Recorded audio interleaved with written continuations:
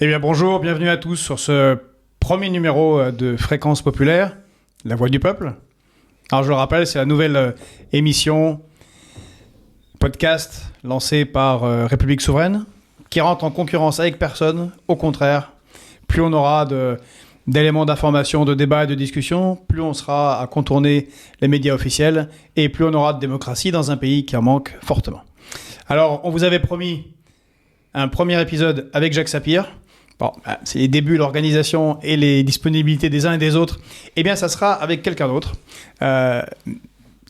au moins aussi connu, une grande figure des Gilets jaunes, un grand bonhomme des médias. Il a été, entre autres, directeur de Sud Radio, une figure intellectuelle du pays qui mâche pas ses mots. Et je parle de Didier Maistre, qui est avec nous aujourd'hui dans notre studio. Merci d'être venu. Merci. Et je précise que je n'ai rien fait à Jacques Sapir, que j'apprécie beaucoup. Non. Et puis Jacques Sapir sera là lundi, au même endroit. Donc il y a un petit peu de décalage. C'est pas grave. Lui va nous parler des BRICS et des conséquences économiques. Très bien. Voilà, de l'avenir qui nous attend. Radieux, rose ou plutôt gris, on verra bien. Aujourd'hui, on t'a invité parce que... Et puis ça tombe bien, parce qu'aujourd'hui, c'est le 5e anniversaire de ce grand mouvement populaire, spontané, incroyable, qui a surpris tout le monde, et le monde entier, qui a été les Gilets jaunes, et dont tu as été une des figures et un des grands porte-parole. Donc on va en parler. Mais on t'a proposé de venir par rapport à un tweet que tu as fait il y a 2 jours, le 15 novembre, qui, je pense, est en rapport, de toute façon, avec le mouvement des Gilets jaunes, et qui concernait la nation. Alors c'est un peu sombre, un peu dark, et on voulait en parler avec toi. Je vais le lire, ton tweet, qui s'intitule « La fin de l'utopie ». Si en France, il y a encore un peu une république, il n'y a plus de nation. C'est ce que révèle cette nouvelle guerre Israël-Palestine. Il y a les personnes issues de l'immigration maghrébine et africaine, très majoritairement pro-palestinienne. Il y a les Français de confession juive, très majoritairement pro-israéliens. Et puis il y a les Français de tradition chrétienne, croyants ou pas, qui comprend les immigrés d'origine européenne, lesquels ne savent plus très bien à quel saint se vouer.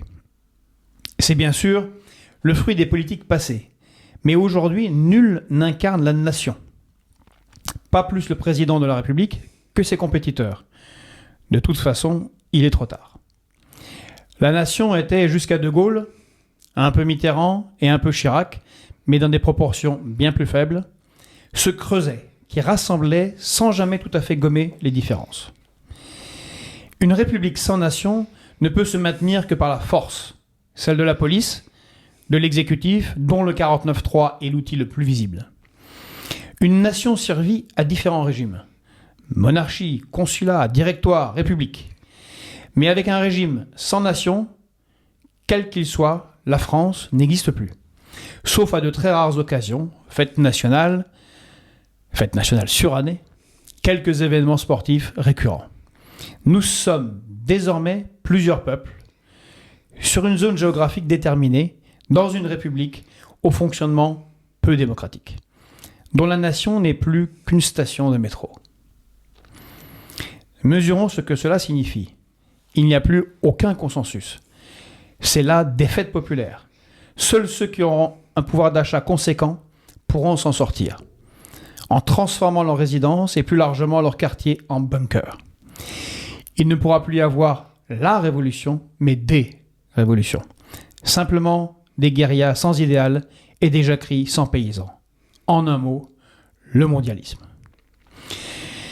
Donc c'est un tweet un peu sombre, mais qui révèle quand même une réalité qui a très très bien marché, et sur laquelle on aimerait faire réagir. Alors, est-ce que la nation est morte ou est-ce qu'elle est dans le coma ?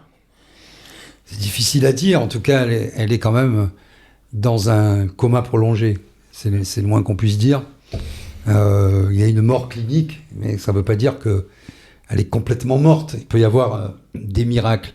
Parce que souvent, j'entends, en fait, c'est la fin de la République, les valeurs de la République. Mais la République n'est qu'un mode d'organisation. Et moi, je suis profondément républicain. Et il ne s'agit pas, je trouve que c'est un très bon système, et je ne trouve pas un meilleur système, même si il faudrait qu'il soit moins représentatif et sans doute plus participatif, quoi. Mais en réalité, il y a eu un changement de paradigme, comme on dit. C'est que longtemps en France, il y a eu cette idée d'universalisme. Ce qui était bon pour la France, liberté, égalité, fraternité, ça a été consacré dans notre Constitution, était bon pour le monde. C'est-à-dire qu'on ne pouvait pas être pleinement français sans avoir ce message universel. D'abord, il faut être libre.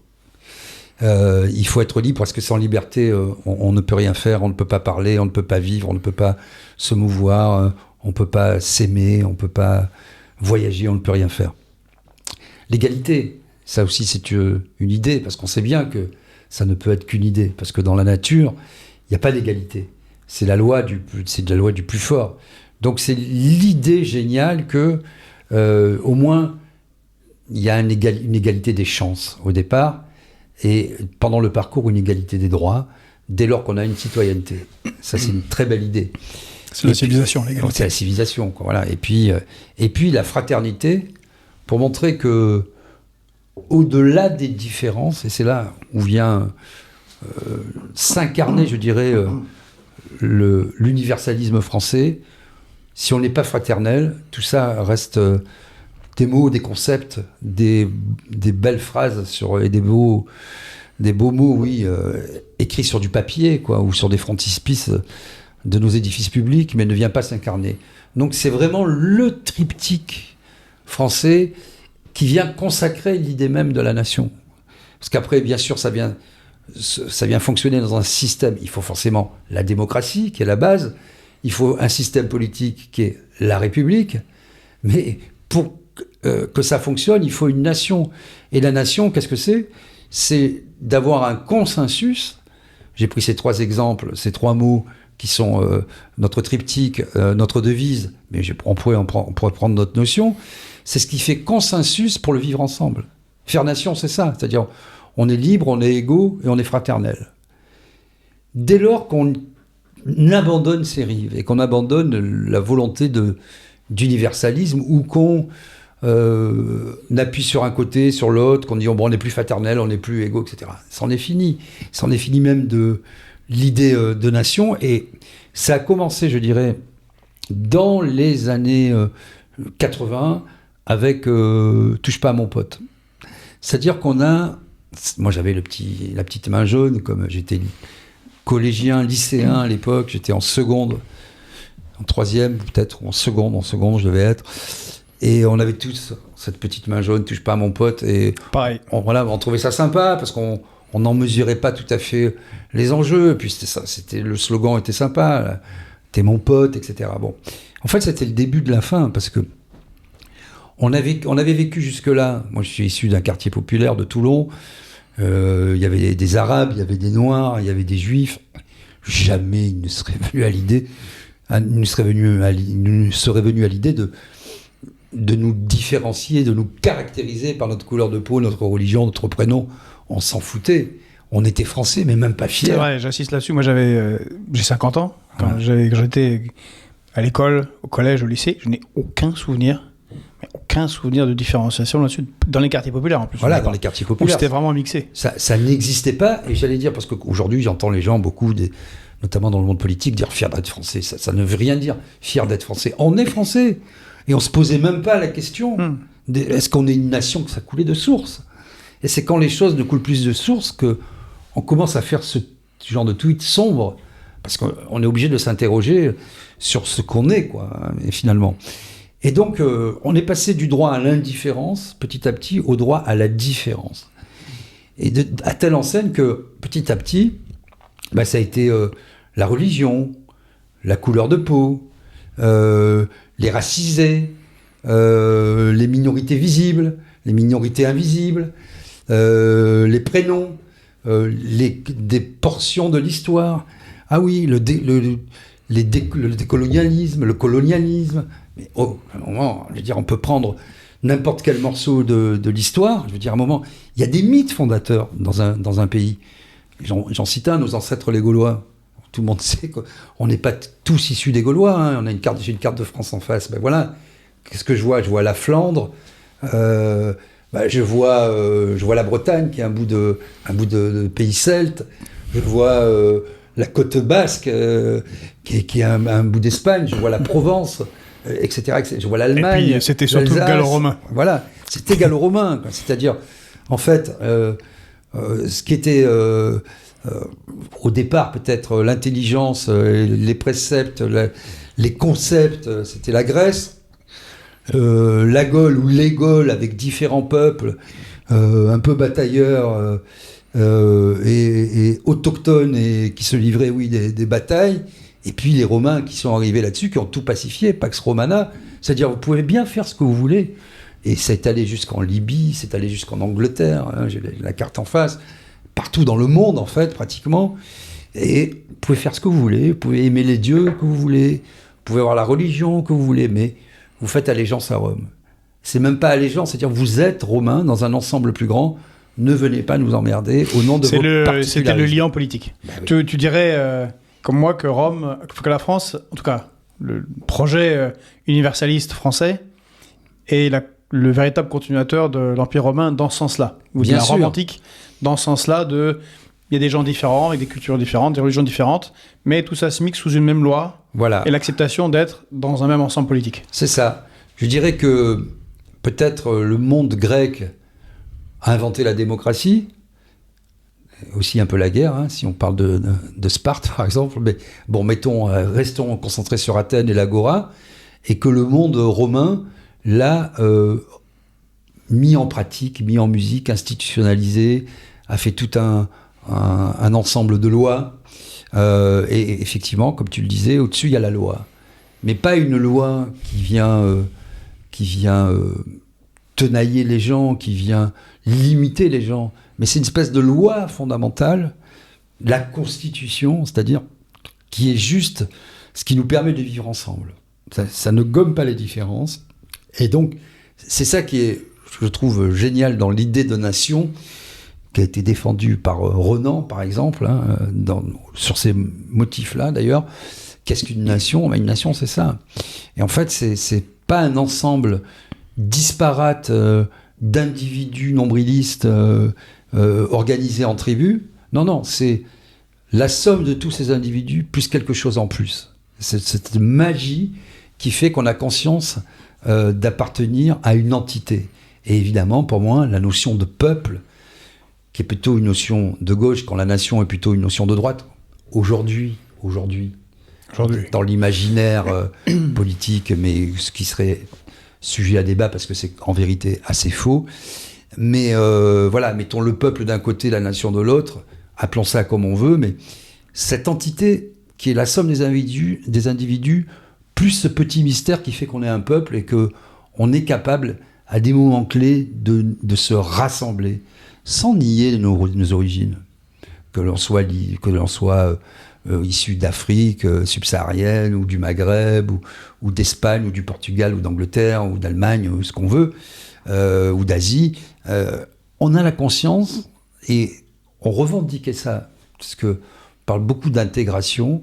Moi, je parle aujourd'hui, malheureusement, de désintégration, mais on ne parle plus d'assimilation. Pour moi, l'assimilation, c'est l'intégration réussie.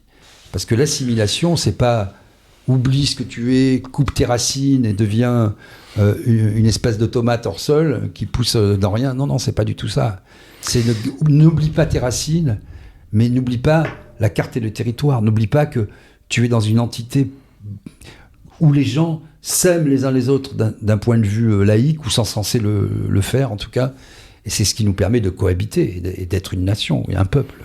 C'est la terrible perversion des mots et la méconnaissance du sens des mots aussi. Parce qu'on parle beaucoup de vivre ensemble, qui est un peu comme ce que tu disais sur Touche pas à mon pote. En fait, vivre ensemble, c'est déjà la signature de la catastrophe. Parce que on a, sur le mot intégration par exemple, l'intégration, c'est de réussir à vivre ensemble. Mais la question est comment ? On a le modèle dont tu parlais français, en tout cas républicain français universaliste, qui est l'assimilation. C'est ça. Qui est petit à petit... on arrive d'Arménie, de Russie, du Mali, peu importe. Bon, la première génération, c'est toujours difficile quand on a émigré, parce qu'on perd un peu de soi-même quand on part de son pays. Puis les enfants vont à l'école républicaine, ils connaissent encore un peu la langue, et puis les petits-enfants, quelques mots, il y a un peu de recettes et de culture, mais tout le monde devient petit à petit français. Alors qu'il y a aussi l'intégration par le communautarisme à l'anglo-saxonne, et c'est ce que tu critiques. Il me semblait que tu critiquais. C'est à ce à quoi on va. Voilà. C'est on vit ensemble, mais avec un système juridico-légal où chacun a son petit droit spécifique qui va négocier pour lui-même. En fait, il y a... Dans une sorte de ghetto politique permanent. Ouais, si on dégrade un peu les choses, au départ, il y a la nation. La nation, son pendant, c'est l'assimilation. Avant, il y a quoi ? Il y a l'intégration. C'est-à-dire, c'est encore l'idée, c'est pas l'aboutissement, hein, c'est le chemin vers. C'est-à-dire, tu viens d'ailleurs, on t'intègre à un projet plus vaste que toi. Mais t'es pas encore assimilé, t'es différent. Si on dégrade encore, on a le vivre ensemble. C'est-à-dire, on n'est pas pareil, mais on vit ensemble. C'est-à-dire, on vit à côté. Si on dégrade encore, on va faire ce qu'a dit Gérard Collomb. Il l'a pas fait puisqu'il est parti. Mais disons, de côte à côte, on est face à face. Et si on dégrade encore, ben, on est dans le communautarisme. Et finalement, aujourd'hui, quand j'entends les débats sur les décoloniaux, etc., des gens qui prennent un bout de l'histoire de France, qui disent « Oui, mais toi, au XIIe siècle, mais cet anachronisme, cet anachronisme historique est profondément inquiétant. D'abord parce qu'il n'est pas maîtrisé, parce que ça ne veut rien dire de prendre un bout de l'histoire. Il faut regarder notre histoire en face, les yeux dans les yeux, si j'ose dire, avec toutes nos zones d'ombre, parce que la France n'a pas toujours été grande.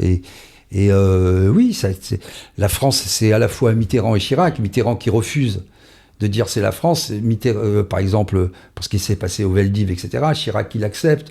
Ils ont un peu tous les deux raison. Bien sûr. C'est-à-dire, la France, c'était ça. Il y avait des héros, il y avait des collabos, et mettons, il y avait 40 millions d'attentistes, en réalité, qui sont devenus des résistants de la 25e heure. Mais c'est aussi notre histoire. C'est donc... Comme dans les colonies, il y a eu de l'exploitation et de la collaboration fructueuse. Voilà, exactement. Et puis, comme dans les colonies, quand j'entends aussi... les méchants colons, etc. Bien sûr que le droit a évolué, bien sûr que la prise de conscience du droit des peuples à disposer d'eux-mêmes a fait du progrès, et c'est tant mieux. Mais enfin, quand j'entends, par exemple, les gens qui aujourd'hui nous parlent des pieds noirs d'Algérie ou de Tunisie comme si c'était des méchants exploiteurs, etc., la plupart étaient ouvriers. La plupart étaient des prolétaires, des peintres, des maçons. D'anciens communards déportés. Des anciens communards déportés, effectivement. Donc bon, voilà, il faudrait ouvrir sans arrêt des tiroirs. Mais l'histoire de France, c'est tout ça.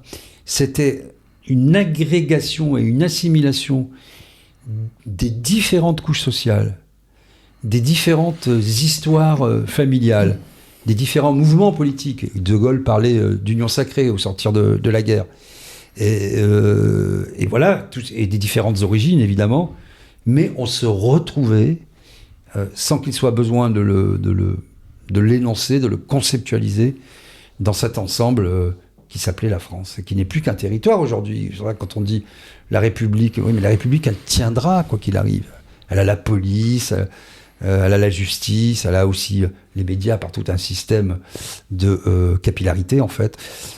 Donc la République, elle tiendra, il n'y a pas de problème. Et s'il faut demain 50 000 forces de l'ordre supplémentaires, il y aura 50 000 forces de l'ordre supplémentaires. Et s'il faut un 20e 49.3, il y aura un 20e 49.3. Et si le 49.3 ne suffit plus, Macron ou son successeur gouverneront par ordonnance. Et il est où le problème, en fait ? Une fois qu'on a dit que c'est pas démocratique, que la démocratie représentative était fatiguée, c'est pas ça le problème. Le problème, c'est que où est la nation française ? Et elle se rétrécit, elle se réduit comme peau de chagrin. Peut-être que sa dernière grande expression, c'était effectivement les Gilets jaunes, puisque c'était, je dirais pas apolitique, mais transversal comme mouvement. Toutes origines, toutes catégories sociales, beaucoup de travailleurs pauvres, beaucoup de femmes issues de familles monoparentales qui étaient surreprésentées. En fait, c'était une surreprésentation de cette France périphérique, dont parlait Guilly. Et moi, je préfère parler même des travailleurs pauvres, c'est-à-dire des gens qui veulent vivre des fruits de leur travail. Aussi. Et des petits patrons. Des artisans. Moi, j'ai toujours refusé, et ça m'agace profondément. J'étais dans un groupe où on avait fait le baromètre des très petites entreprises. 96% des entreprises, presque 97% aujourd'hui, sont de TPE, de 0 à 20, c'est-à-dire, et la plupart de 1 à 4 en réalité.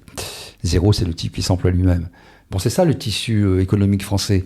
Et le revenu moyen d'un petit patron, c'est celui globalement, c'est en deçà du salaire médian français. C'est-à-dire un petit patron, ça gagne 2 000 euros par mois.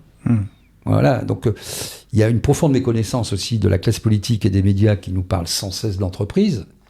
Mais être un représentant du CAC 40 en France, quand on ne paye pas ses impôts en France, qu'on ait une filiale avec un établissement stable, un établissement fixe en France, et qu'on ait en fait une multinationale, quand vous êtes à la tête de ça, vous êtes quoi ? Un chef de service, vous n'êtes pas un entrepreneur. Sure. Et ça, c'est très difficile à faire comprendre aux Français, quoi, qui n'ont pas de connaissances économiques sur le sujet, quoi. C'est un phénomène assez terrible, évidemment de délocalisation, mais aussi de délocalisation interne, si on peut parler ainsi, d'externalisation. On avait avant des grandes entreprises, je pense par exemple à la RATP, c'est ça, qui étaient intégrées verticalement et horizontalement. C'est-à-dire du balayeur, nettoyeur, au conducteur de train, au PDG, en passant par le maçon, le câbleur, c'était une grande entreprise. Voilà. Et donc, avec une capacité pour le salarié de s'organiser dans des syndicats assez puissants, et voilà, qui faisaient chier un peu, mais en même temps, qui faisaient avancer les choses, et puis surtout, ça fonctionnait bien. Mais là, on a eu une explosion en 20, 30, 40 mini-entreprises. Celui-là, il s'occupe des câbles, celui-là des rails, celui-là des bouts de boulot. Ça, c'est un des effets pervers et inhérent, en fait. C'est complètement inhérent à la mondialisation. La mondialisation oblige à la compétition et au profit. Et pour aller au bout du sujet, il y a eu l'ubérisation. C'est-à-dire l'éclatement comme tu le disais, de grandes structures françaises, en l'occurrence, en petites structures, petites entreprises, etc., dans une concurrence libre, comme selon la belle formule, et organisée, et modérée, etc. Mais en réalité, c'est pas du tout ça, hein, effectivement.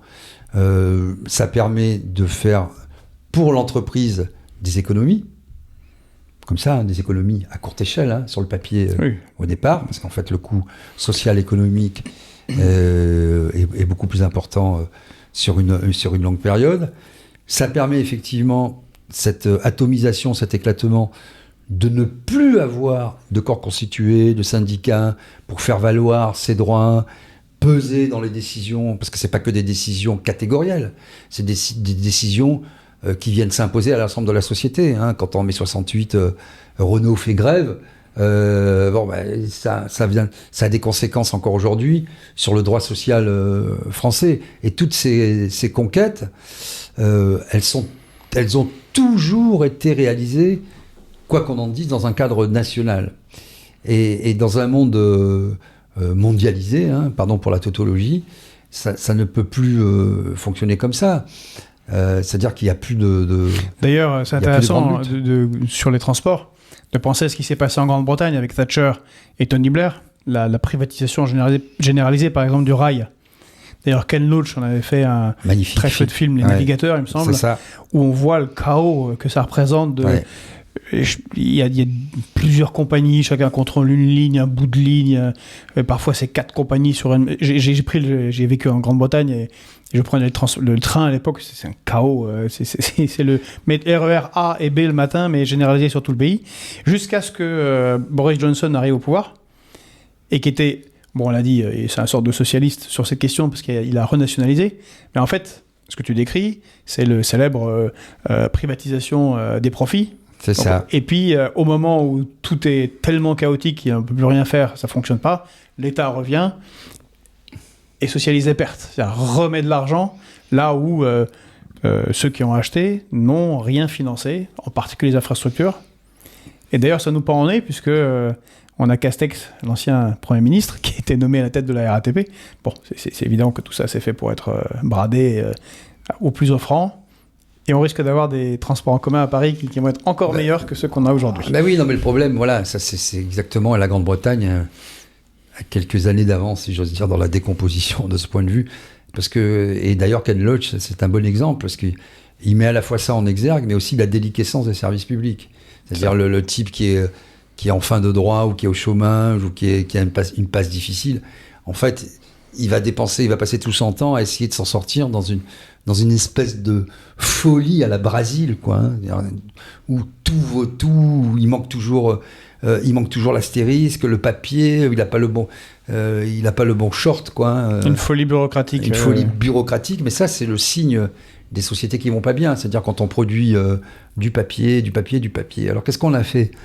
On a fait ça, puisqu'on a vécu en France sur l'idée qui avait été propagée, je dirais, aussi par les socialistes, hein, par Jospin notamment, qui a été magnifiée et sacralisée par Balladur, que l'État n'avait rien à faire dans les transports, par exemple. Tiens, on a eu le coup des autoroutes aussi, on pourrait y revenir.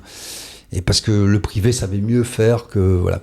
Et petit à petit, en fait, on s'est rendu compte que, évidemment, quand on est une entreprise privée, généralement une multinationale, qu'on est à 90%, dans 90% des cas, coté en bourse. Bon, en fait, c'est très simple. Les actionnaires demandent des résultats en assemblée générale, 5% de profit, 6%, et chaque année, c'est plus. Donc, que font les sociétés ? Elles externalisent tout ce qu'elles peuvent externaliser, les ressources humaines, le nettoyage, etc., etc. Elles réduisent ensuite les dépenses de communication, de relations publiques, de marketing, voilà. Puis ensuite, elles tapent dans la recherche et le développement, et simultanément dans le personnel, et à la fin, l'entreprise est vidée de sa substantifique moelle. Ce n'est plus une entreprise. Et ça, c'est vraiment la catastrophe. C'est pour ça que... Alors, la catastrophe est augmentée par la numérisation de l'ensemble de nos services publics. Je raconte une anecdote, ça m'est arrivé hier. J'ai reçu une histoire de taxe foncière. J'ai reçu, le dernier jour, c'était hier pour payer. Je me dis, oh là, mais pourquoi je reçois ça ? Je vois que l'enveloppe est libellée à la main. 6 mois plus tôt, j'avais passé une journée à avoir quelqu'un, et finalement 2 heures au téléphone avec un type très sympa des impôts, qui m'avait expliqué des trucs, parce que la loi avait changé, etc. Et donc, je reçois cet avis chez moi, enveloppe manuscrite. Sur l'avis, à l'intérieur, j'ai mon ancienne adresse, qui est plus valable depuis 4 ans. J'ai tout fait, parce que c'est une société, voilà. Je suis allé au greffe, etc. J'ai payé ma parution au JO, au journal officiel et tout. Tout est en ordre. Il m'envoie le truc, alors que l'adresse de mon entreprise est enregistrée sous la bonne adresse, dans l'espace professionnel d'impôt.gouv de l'appli, il m'envoie toujours à l'ancienne adresse. Qu'est-ce que je fais ? Je regarde les horaires, je vais à mon petit centre des impôts, j'en ai un à 1 kilomètre de chez moi. Je tape, etc. C'est tous les jours, on peut être reçu. Ah, mais l'après-midi, c'est uniquement sur rendez-vous. Voilà. Et premier, je téléphone, je suis resté 2 heures. Je tombe sur quelqu'un qui m'a demandé de faire un mail à une adresse, enfin, etc., etc., etc. J'ai passé la journée pour faire un mail, alors qu'il suffisait, dans l'ancien temps, dans l'ancien monde, de dire « Bonjour, monsieur Martin, c'est pas la bonne adresse. Regardez, vous voyez, c'est la bonne adresse, c'est ça. » Le mec tapait à la machine, il mettait la bonne adresse, on n'en parlait plus. Là, c'est une journée de démarche. L'administration ne m'a pas encore répondu. Je ne suis pas sûr qu'elle me réponde. Donc ça, et ça, c'est pas très grave pour dire. À la fin, tu seras taxé quand même. Mais à la fin, tu seras en plus, tu auras une amende. Taxé. Tu auras une amende de 10% si tu ne payes pas dans les délais. Mais les gens deviennent fous. Oui, ils deviennent fous. Parce que il y a ce qu'on a dit sur la privatisation des profits, la socialisation des pertes. Il y a la déliquescence par la mondialisation et par l'ubérisation de la société. Et puis, ce qui vient couronner le tout, c'est la numérisation qui fait qu'on va se battre contre qui ? Contre des machines. On va taper contre des machines. Et c'est ça qui rend fou les gens. C'est-à-dire, c'est aussi une société de la surveillance, de l'isolement forcé. Oui. Hein, c'est-à-dire, et avec des lois qui sont sans arrêt plus restrictives et qui vont même criminaliser la pensée. C'est-à-dire que maintenant, on va t'imposer de ne pas faire ça ou ça parce qu'on pourrait supposer que tu aurais pu penser que. Donc c'est extrêmement grave. Et en plus, c'est à vie. C'est à vie. Ah bah oui. Si jamais à 22 ans, tu as fait une blague parce que tu pensais que À Tu 40 n'en ans, sors on peut pas. faire sortir C'est ça. comme dans 1984. Mais là, vous avez fait une faute, monsieur ou madame. C'est ça. Tu disais, donc on a une situation... on est arrivé un peu sur la situation sociale. Ça va nous permettre de parler des Gilets jaunes. On a un pays qui est quand même en grande difficulté. Alors on a officiellement des chiffres, j'insiste sur le mot, du chômage qui sont en baisse. Et ça, c'est un grand sport de ceux qui sont au pouvoir, c'est de parler des chiffres C'est ça. du chômage. La réalité de l'emploi, elle est plus compliquée. C'est-à-dire qu'on sait très bien que c'est beaucoup d'apprentissage, beaucoup de travail précaire, en particulier des femmes, beaucoup de jeunes dans la galère, subis, avec des salaires qui sont en réduction par rapport à une inflation qui est de plus en plus catastrophique. Donc selon le CDE, qui n'est pas une organisation d'extrême gauche, on est quasiment à un salarié sur 4 en France précaire. Voilà. En Allemagne, ils sont à 22-23% de travailleurs pauvres, donc des pauvres qui travaillent, pas pauvres au RSA ou assis dans la rue, donc des travailleurs. Bon. On connaît, on avait été choqués il y a une vingtaine d'années avec le premier employé fonctionnaire de catégorie C de la mairie de Paris qui dormait dans sa voiture. Bon, maintenant, on peut. C'est rubrique des chiens écrasés, il y en a des centaines. On a la délocalisation, désindustrialisation, l'hôpital public est attaqué. Les services publics, les transports, on en a parlé avec la Grande-Bretagne. Justement, écho avec la Grande-Bretagne, ça me faisait penser au célèbre livre de David Goddard, Les gens de partout, contre le peuple de quelque part. Puisqu'on est le 5e anniversaire de la révolte, du mouvement des Gilets jaunes, qui, il faut le dire, était très humain. Parce qu'on a un récit vae victis, malheur aux vaincus, comme disait l'autre. Qui n'a rien à voir avec le la récit réalité. maintenant qui est ressassé, c'est des violents, c'est des casseurs. Alors qu'en fait, quand on l'a vécu, comme on l'a vécu tous les deux, dès le début, c'est un mouvement populaire, C'était la France, spontané, sympa, c'était très humain. C'est ça. Il a fallu attendre, je ne sais pas au-delà du 12e, 15e acte pour qu'il y ait de la casse violente, mais avant, dès qu'il y avait un truc, il y avait des gilets jaunes qui s'interposaient. Parce que, comme tu l'as dit, c'était la France du travail, de l'ouvrier, du petit patron, l'artisan, des gens qui bossent, quoi. Et une sorte de ras-le-bol qui a commencé avec une révolte sur une énième taxe. Mais en fait, on a découvert que c'était beaucoup plus profond. C'était le ras-le-bol. Après, c'est le ras-le-bol fiscal. C'est ça. Après, c'est le ras-le-bol démocratique, les institutions, puis la crise sociale, la corruption. La corruption, très important. Corruption. Et ça a été...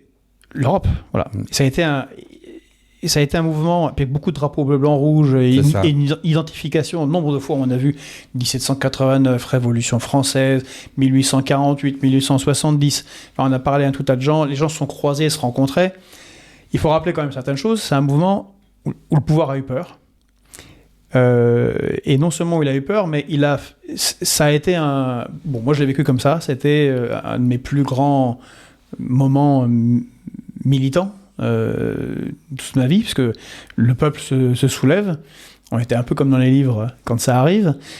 Et là, tout à coup, il y a un chambardement tel, parce que maintenant, il y a le récit, je l'ai dit, qui se modifie, mais au moment où c'est arrivé, il a quand même fallu faire une répression plutôt sérieuse. Terrible. 12 000 arrestations, 3 000 condamnations immédiates. Là, tout à coup, la justice... Bon, elle n'était pas laxiste, et aucun problème. C'était au cordeau, c'était vite fait, bien fait. Ouais. 1200 personnes qui ont fini en prison, sans casier judiciaire, ni militants à l'AFI, ni au Front National, ni envoyés de Poutine, ni rien du tout. Des pauvres gars, travailleurs, non. Mais ça a fait trembler le système, qui a eu même besoin de faire tout le cirque qu'a fait Emmanuel Macron avec ses grands débats, qui étaient plutôt des auto-écoutes imposées. Mais il a quand même fait les cahiers de doléances, ce qu'on n'a pas fait depuis la Révolution française. Alors, ils ont été tous pas lus, abandonnés, mais on peut les voir dans les préfectures, c'est quand même intéressant quand on va jeter un œil, mais ils ont été quand même. Donc, il y a eu un truc. Est-ce que, par rapport à ce que tu disais sur la nation qui se délite là, en petits bouts, est-ce que les Gilets jaunes, c'était pas un moment, en fait, de recomposition de la nation? Et est-ce qu'il n'y a pas la possibilité, parce qu'en fait, les choses vont beaucoup moins bien qu'il y a 5 ans, en vrai, est-ce qu'il n'y a pas la possibilité que ça vienne du peuple, finalement, un sursaut? Bon, de toute façon, tu l'as dit, il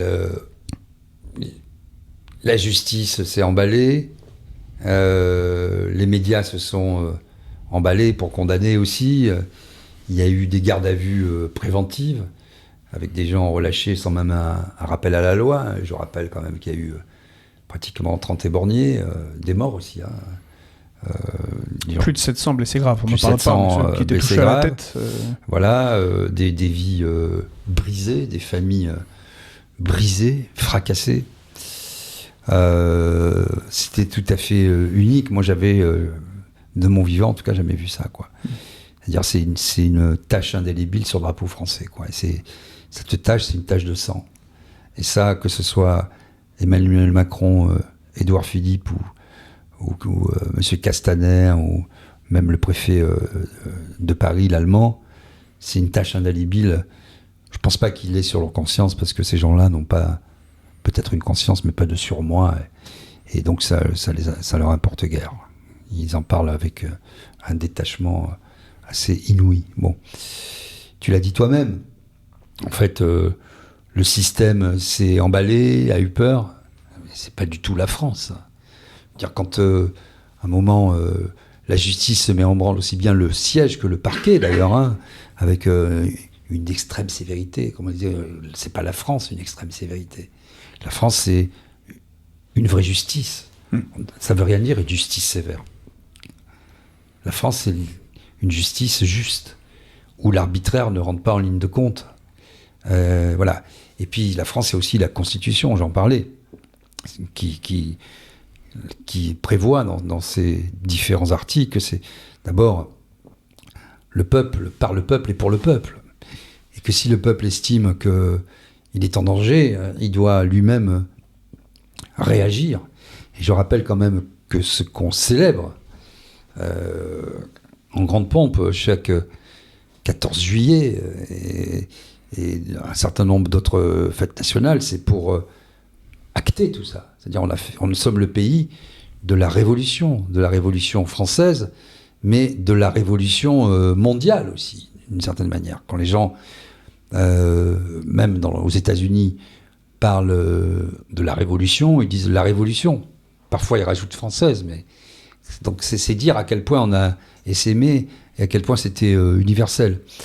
Et alors, l'idée, est-ce que ça peut repartir ? C'est ça, quoi. Bon, moi, je pense c'est un peu métastable et que là, ce qu'on voit, les derniers soubresauts, je dirais, c'est un peu comme un iceberg. Et on a le 10e de l'iceberg qui est émergé, mais il suffirait de rien du tout pour que ça reparte très, très, très fort. Alors, ce qui a changé, c'est que, pour boucler avec ce qu'on disait en préambule, c'est que l'idée de nation, en 5 ans, elle s'est étiolée.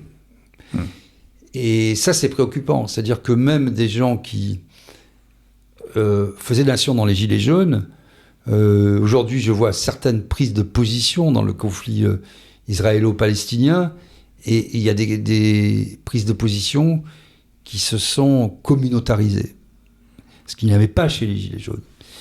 Donc, ce qui peut encore unir les gens, c'est la souffrance du porte-monnaie, la souffrance sociale, économique.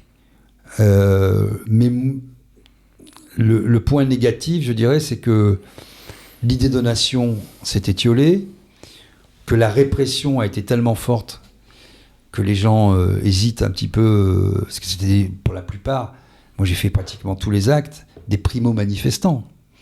Ce pas des manifestants habituels. La plupart des gens, moi j'ai jamais manifesté de ma vie. Hein. Bon. Des familles qui ont été quand même terrorisées, violentées, des familles qui ont explosé aussi, parce que c'était pas facile, hein. Il fallait... on perdait son emploi, on s'engueulait dans les couples. Moi, combien de familles j'ai vu se déliter pendant les Gilets jaunes à cause de ça, quoi. Et puis, une espèce de marquage au fer rouge dans la société, hein. On peut le vivre, moi j'ai vécu pour les médias, un certain ostracisme, mais aussi les gens qui étaient... Oui, tu étais fasciste. Voilà, j'étais fasciste, ou ça dépendait, des fois islamo-gauchiste, des fois fasciste, bon, j'étais un peu tout, j'étais surtout, voilà, les gens comprenaient pas que pour eux, j'étais un transfuge de classe. C'est-à-dire, quand on est patron de médias, on se comporte pas comme ça. Je dis, mais moi, je fais juste mon boulot, quoi. C'est vous qui faites pas le vote. Moi, je suis journaliste, j'ai une formation de journaliste. Il y a un train de l'histoire, je monte dedans. Il se trouve que c'est ma classe sociale, essentiellement, parce que je suis d'un milieu prolétaire, et donc ça m'a touché davantage. Mais vous ne pouvez pas ne pas regarder ce qui se passe, parce que c'est un fait historique majeur. Et d'ailleurs, on en parle encore aujourd'hui. Alors, je ne voudrais pas qu'on en parle comme une commémoration, parce que ça veut dire que... Non, puis il y a eu des éléments positifs, parce que moi, je repense à la République des ronds-points, quand même. Il y a eu un truc, même si c'était chaotique, bordélique et foisonnant, donc c'est difficile d'avoir une expression politique, mais quand même, ça existait. C'est le peuple qui s'organise, d'ailleurs, c'est pas pour rien qu'il y a eu cette demande, parce que tu as parlé plusieurs fois de la Constitution. Il y a eu une sorte de cristallisation dans cette revendication commune, malgré toutes les revendications et les gens très différents, qui était le RIC, qui est la réappropriation populaire du politique, en fait. C'est ça, moi j'ai participé, il y a beaucoup de gens qui avaient travaillé, comme Étienne Chouard, qui était du coup popularisé aussi par les Gilets jaunes. J'ai fait je sais pas combien d'ateliers constituants, où les gens, d'une certaine manière, auraient imaginé, pour reprendre cette expression moche de vivre ensemble, de retrouver des cadres... Je dis pas oui, mais quand même institutionnel, constitutionnel, leur permettant de vivre de façon plus sereine, plus harmonieuse, du fruit de leur travail aussi. Donc, alors, la grande peur, évidemment, du système, c'était de dire si vous mettez le RIC, c'est horrible, les gens vont être contre l'avortement, pour la peine de mort. Et puis, on l'a fait, puisque quand... Monsieur Macron a fait ses singeries devant un parterre d'élus choisis, aux frais des Français, en bras de chemise, avec toute la presse qui s'extasie. Il a parlé 8 heures, tout seul, sans note, bon, d'accord. Et en face, il y avait le vrai débat.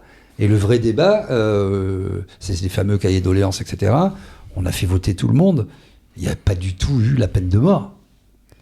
Il n'y a pas du tout eu des lois, enfin une volonté de lutter contre l'avortement, pas du tout. Non, ce qui venait en avant, c'était les revendications sociales, économiques, voilà. Puis une perversion à dire oh là là, le peuple, il pue des pieds. Ah, c'est ça. Il va parler que de la peine de mort. C'est ça. Alors que ce sont les mêmes qui, depuis 30 ou 40 ans, condamnent à une mort sociale toute une partie du peuple. Exactement. Il y a une perversion incroyable dedans.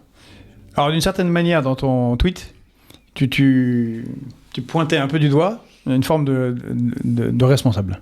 À la fin, tu dis c'est la défaite populaire. Seuls ceux qui auront un pouvoir d'achat conséquent pourront s'en sortir en transformant leur résidence et plus largement leur quartier en bunker. Alors, c'est ce qu'on a vu. Donc, comme tu disais, on est en retard, entre guillemets, dans la catastrophe par rapport à ce qui s'est passé dans le monde anglo-saxon, surtout aux États-Unis. Donc, c'est les gated communities, les quartiers fermés, avec des milices privées, des murs, des miradors, où les riches s'enferment face au chaos qu'ils ont créé eux-mêmes. C'est intéressant parce qu'on a un peu ce phénomène avec plutôt des bourgeois bien pensants qui sont dans une logique de welcome migrants. Il n'y a pas de frontières, il ne faut pas de frontières. Et la patrie, c'est pas bon. Bon, comme disait Jaurès, la patrie, c'est ce qui reste aux plus pauvres dans la société. Par contre, eux-mêmes ont des frontières en airain. C'est les frontières économiques, culturelles, sociales, qui font qu'ils peuvent même voyager dans l'espace. Pour aller à New York, à Pékin, à Bamako ou à Paris. En fait, ils sont dans un mur, une sorte de méta mondial, qui fait partie de cette mondialisation, où ils sont ultra protégés.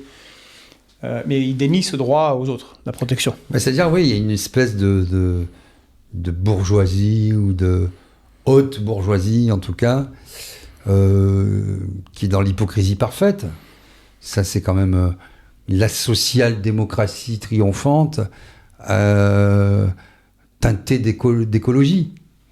C'est-à-dire, quelque part, c'est des gens qui sont toujours pour « oh là là, la planète, oh là là, les pauvres migrants », mais c'est-à-dire, c'est des gens qui prennent l'avion comme toi tu prends ton vélo.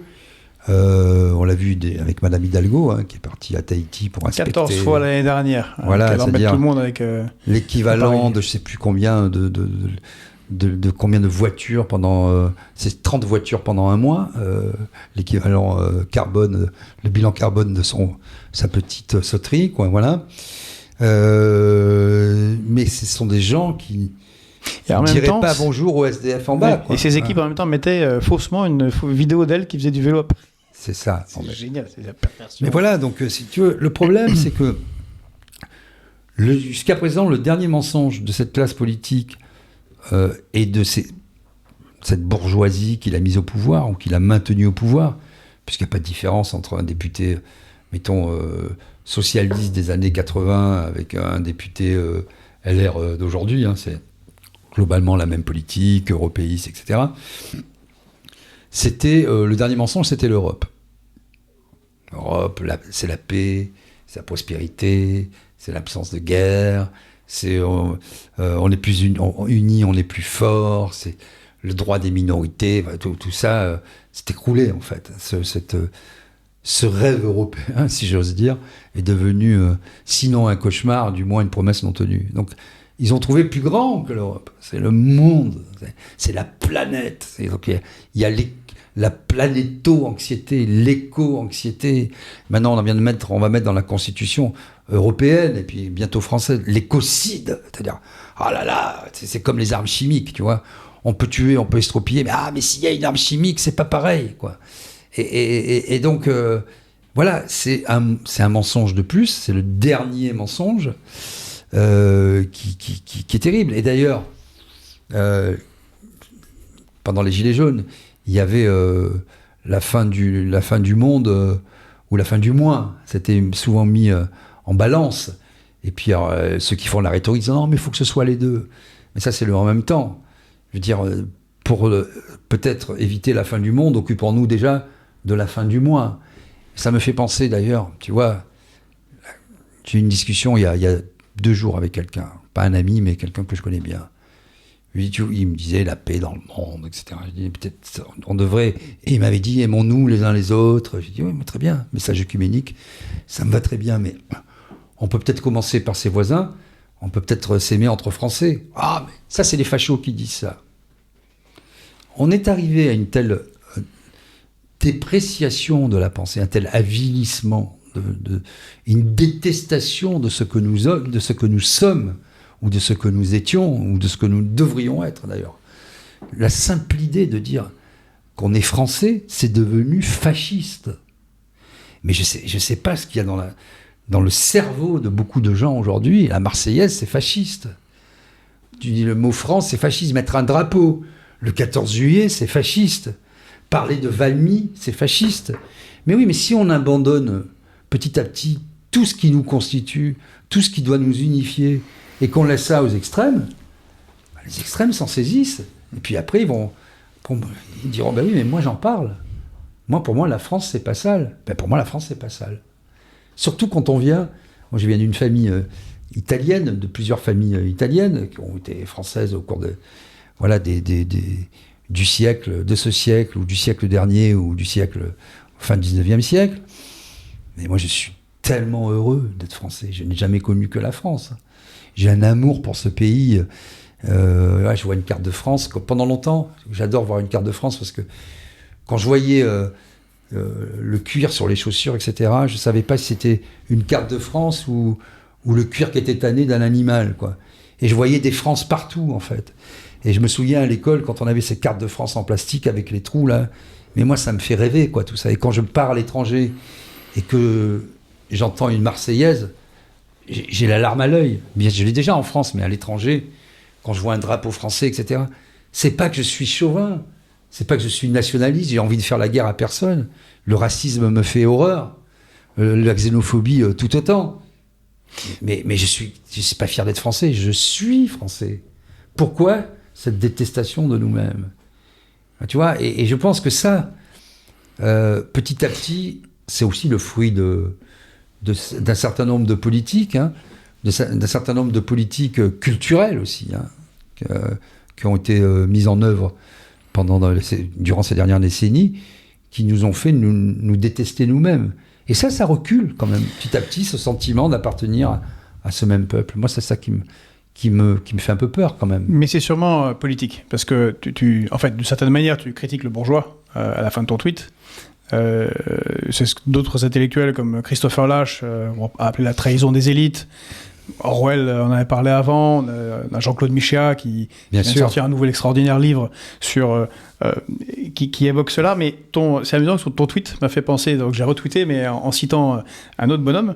Donc je te compare avec un grand bonhomme français, qui est le général de Gaulle quand même. Merci. Et donc c'était un autre anniversaire, c'était à 60 ans. En 1963, on avait le traité de l'Élysée. Oui. Que Macron a singé de fêter, alors qu'en fait la construction européenne telle qu'elle est l'antithèse complète du traité de l'Élysée voulu par De Gaulle et Adenauer. C'était une Europe des États-nations, justement ce que cette Union européenne veut détruire. Et il avait bien précisé, et Adenauer était d'accord à l'époque, donc le chancelier allemand, pas de GATT, c'est-à-dire pas d'OMC aujourd'hui, le GATT c'est aujourd'hui l'OMC, donc pas de mondialisation. Pas des États-Unis, pas d'OTAN. Mais en fait, j'ai cité un passage dans le livre De Gaulle disait de Pierre Fitt, extraordinaire. Je vais le lire, comme ça tu vas pouvoir réagir. C'est par rapport à ce que tu disais sur la mort des nations. Donc en 63, il y a 60 ans. Hein. Donc par rapport à ce que disait Didier. Mais il y a plus grave, c'est l'esprit d'abandon. Cette espèce de trahison de l'esprit, dont on ne se rend même pas compte. L'esprit de Locarno, l'esprit qui nous a menés à tout lâcher sans aucune garantie, l'esprit qui nous a amenés à laisser réoccuper la Rhénanie, l'esprit qui nous a conduits à rendre sans contrepartie leur charbon et leurs aciers aux Allemands pour construire la CECA dans les conditions où on l'a construite. La CECA, c'est l'ancêtre de l'Union européenne. Comme si le but d'une politique française était de faire plaisir aux autres pays et de faire en sorte qu'il n'y ait plus de France. Surtout, ne pas faire de peine aux étrangers. Il y a chez nous toute une bande de lascars, le terme est génial, lascars, qui ont la vocation de la servilité. Ils sont faits pour faire des courbettes aux autres, et ils se croient capables de ce seul fait de diriger le pays. Toute ressemblance avec Emmanuel Macron n'est pas fortuite. Inutile de dire que tous ces individus ne peuvent plus cacher leur dépit. Tous ces Jean Monnet, tous ces Guy Mollet, tous ces Paul Reynaud, tous ces Pleven, tous ces Spack, tous ces Lens, tous ces Schröder, tous ces Catani forment une confrérie européenne. Ils pensent pouvoir se répartir les places et les fromages. Ils sont tous surpris de voir que ça ne marche pas tout seul. Alors comment vous étonner qu'ils ne soient pas contents ? Ils sont malades d'être tenus à l'écart. Ils ne peuvent compter sur moi pour les tenir à l'écart. Ils peuvent compter sur moi pour les tenir à l'écart tant que je pourrais le faire. Et il l'a fait. Et ça finit. Heureusement, le peuple a la tripe nationale. C'est ça. Le peuple est patriote, les bourgeois ne le sont plus. C'est une classe abattardie. Ils ont poussé à la collaboration. Il y a 20 ans à la CED, il y a 10 ans, la CED, Communauté Européenne de Défense. Nous avons failli disparaître en tant que pays. 60 ans. Hein. Nous avons failli disparaître en tant que pays. Il n'y aurait plus de France à l'heure actuelle. Fermez les guillemets. Donc en fait, ça fait écho. Tu dis, en fait, on est revenu à cette situation où ça a déjà failli tomber pour les mêmes raisons. C'est les mêmes traites, les mêmes politicards, les mêmes Macron qui veulent s'aborder ce pays. Mais l'esprit de Locarno, c'est ça en fait. Hein. Et d'ailleurs, que c'était admirablement incarné par Gabin à l'époque dans le film Le Président. Génial. Quand il a cette tirade sur l'Europe de l'acier, du charbon, des banquiers. Henri Verneuil. Henri Verneuil, magnifique film de Verneuil. Avec Blier et Gabin, inoubliable. Et cette tirade magnifique, quand il prend la parole. À l'époque, c'est les présidents du Conseil. Hein. Et donc, on va la mettre à la fin de la vidéo. Voilà, il faut vraiment voir cet extrait qui résume tout. Moi, quand je dis, on peut dire bourgeois, on peut dire élite qui ont failli, on peut dire esprit de Locarno, esprit munichois, on peut dire les apatrides, on peut dire la finance. En fait, qu'est-ce que c'est voilà, moi je parlais tout à l'heure, tu vois, je disais Avili, lui, voilà, abattardi. C'est bien cette idée que finalement, dans ce confort un peu bourgeois, ce matérialisme désinhibé, mais ça c'est tout à fait le monde anglo-saxon, en tout cas le monde américain, quoi. Le rêve américain, c'est quoi le rêve américain ? C'est une buick et un frigo. Bon, c'est un peu limité quand même. Moi, j'aime bien aussi les États-Unis. Il y a des grands espaces, il y a une certaine culture, il y a des bons groupes de rock et des magnifiques arbres. Ok, Enfin, c'est un peu limité quand même dans ce qu'ils ont apporté au monde. Ils ont fait beaucoup de soft power pendant 60 ans. Là. Le début du soft power américain, c'est même avant 63, quoi. Si tu veux, les séries, les Américains à la fin, l'hélicoptère qui vient sauver le monde, etc., etc. Donc on a vécu dans toute cette culture-là. On s'est forgé dans cette culture-là de ces gendarmes du monde qui étaient le bien. Et quand on nous montrait des Russes, par exemple, c'était des pauvres paysans un peu rustres, avec un gros accent, qui buvaient de la vodka, qui étaient toujours sous, et qui étaient dans des champs avec des charrettes, des chars à bras. Enfin, on a vécu dans ça quand même. Hein. Le monde entier, toute l'Europe en tout cas, a vécu sous cette domination. Hein. Donc ça marque les esprits. Donc oui, cet esprit qui est dans la ouate, dans le coton, il a trouvé son expression ultime en France. Il n'a pas tout fait, Macron. C'est le paroxysme de ça. C'est-à-dire, en fait, c'est un employé de banque qui a mis ses pas dans la commission Attali, etc., qui a été recasé par tout un système de cooptation. Ouais, donc Macron, en fait, c'est le paroxysme de ce système. On dit souvent Macron, le banquier, etc. Macron, il n'est pas banquier, c'était un employé de banque qui était... employé bien payé. Voilà, oui, mais... peut-être pas qu'en France. De banque d'affaires, c'est-à-dire, oui, et ça, il y aurait beaucoup à dire. En fait, les banques d'affaires, c'est quoi ? Ce sont des sociétés un peu étranges qui vivent dans l'environnement des gouvernements, hein, c'est parapublic avec des grosses multinationales, et essentiellement c'est de faire de la fusion-acquisition. Bon. Donc lui, pour le coup, il n'y a pas de profondeur, il n'y a pas de verticalité, il n'y a pas de transversalité. C'est bassement horizontal, quoi.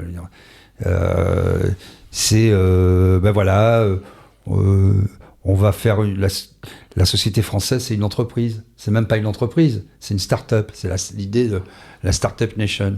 C'est-à-dire, comme je parlais tout à l'heure, des tomates hors sol. Il n'y a pas besoin d'avoir d'histoire, il n'y a pas besoin d'être un peuple. Il y a besoin d'être compétitif. Mais d'ailleurs, dans un monde en compétition. Il avait été honnête au début en 2017. Il avait dit il n'y a pas de culture française. Ah oui, c'est bien cet esprit-là. Oui, c'est bien cet esprit-là. C'est-à-dire, c'est des gens qui... Je veux dire, c'est même pas... On dit souvent, il n'aime pas la France, etc. C'est même pas ça. Je crois pas du tout. Je pense qu'il s'en moque. Je pense que il a eu l'opportunité, il a vu la lumière, il est entré, il a essayé, ça a marché, parce qu'après Hollande, tout aurait marché, hein, finalement. C'était tellement le rien, quoi. Non, puis c'est un mondialiste, il faut que le modèle français soit cassé. Il faut que le modèle français soit cassé. Donc, tous ceux qui ont les médias et tous ceux qui ont favorisé sa campagne, etc., disent ça c'est fantastique, le type, il est jeune, il est beau, il sent bon le sable chaud. Il va pas nous emmerder avec sa culture française, etc. Il n'a pas de surmoi, il croit en son étoile. Il est à peu près, c'est le crétin savant. Quoi. Je veux dire, il a toutes les vertus pour le système, un type comme ça. Et d'une certaine manière, Édouard Philippe ou Attal, le système aime bien ça. Donc ils vont organiser un peu la compétition. Bon, Darmanin, je pense que c'est cuit. Et à mon avis, on va voir. Peut-être qu'Attal... j'invite tout le monde à regarder bien les sondages pour voir à l'approche de la fin du deuxième mandat de M. Macron à quel point soudainement Gabriel Attal va s'envoler vers des sommets parce qu'il leur a prononcé un discours inoubliable. Lui, il est encore plus pur, c'est-à-dire qu'il n'a même pas été banquier. Il n'est pas banquier. Il a été que conseiller politique toute sa vie. C'est fantastique. Hein. Il coche toutes les cases. Hein. Il a été harcelé à l'école, etc. Bon, j'irai pas plus loin parce qu'après on va m'accuser de je ne sais quoi. Mais je veux dire, il cause. On demandera à Juan Branco. Visiblement, ils étaient très contents tous les deux. Il coche toutes les cases du politiquement correct, du pas d'aspérité, quoi, compatible avec l'Europe, compatible avec le système. Etc., etc. En plus, il est hypermnésique, donc il va pouvoir débiter encore plus vite qu'Emmanuel Macron. Petit soldat d'Emmanuel Macron et du néolibéralisme. Hein, c'est ça. Et donc, le néolibéralisme, ce n'est rien d'autre que ça.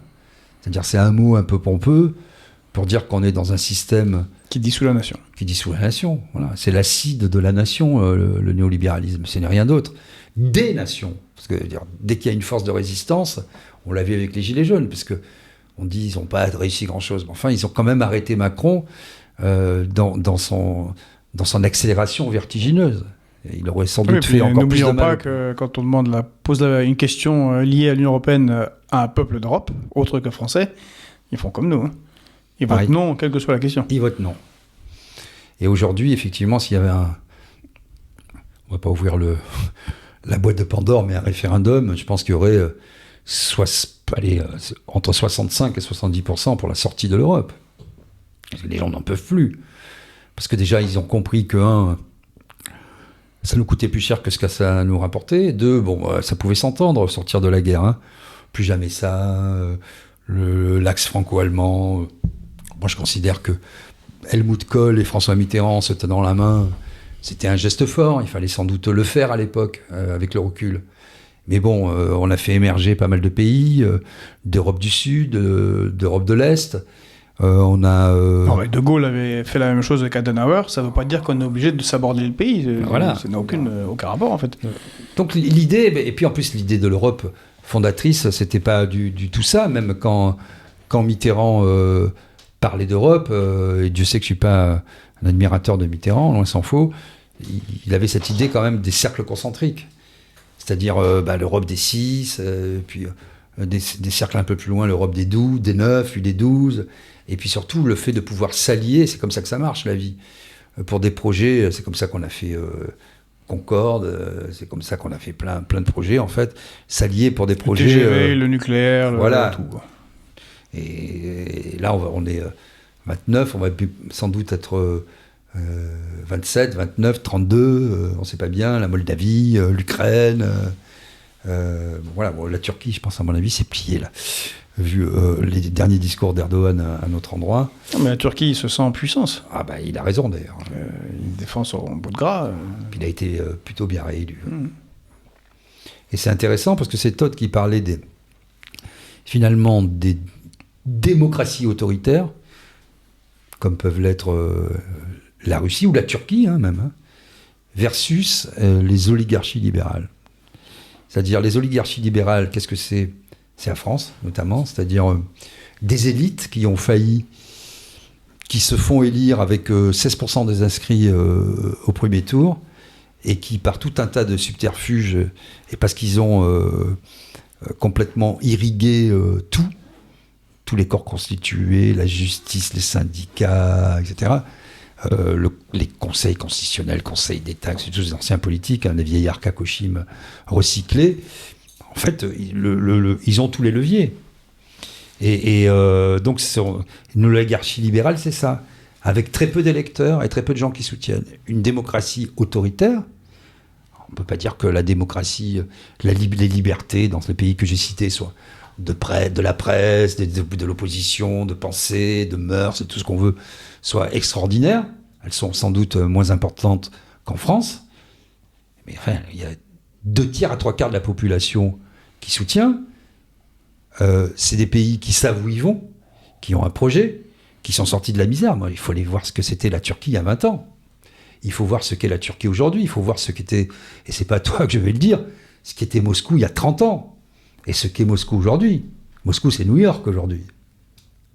Je veux dire, il y a le nombre de Mercedes au kilomètre carré, de beaux magasins.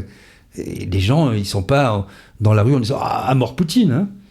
Il y a les 3/4 des gens derrière lui, Poutine. Hein, au nom du nationalisme. Le Cap, toutes les villes des BRICS, ils se sont enrichis. Donc ils ont plus de raison d'être dominés par les États-Unis. Et de toute façon, c'est en train de se faire. Ça, Pierre en parlera alors très que nous, bien. Ça continue. Nous, on se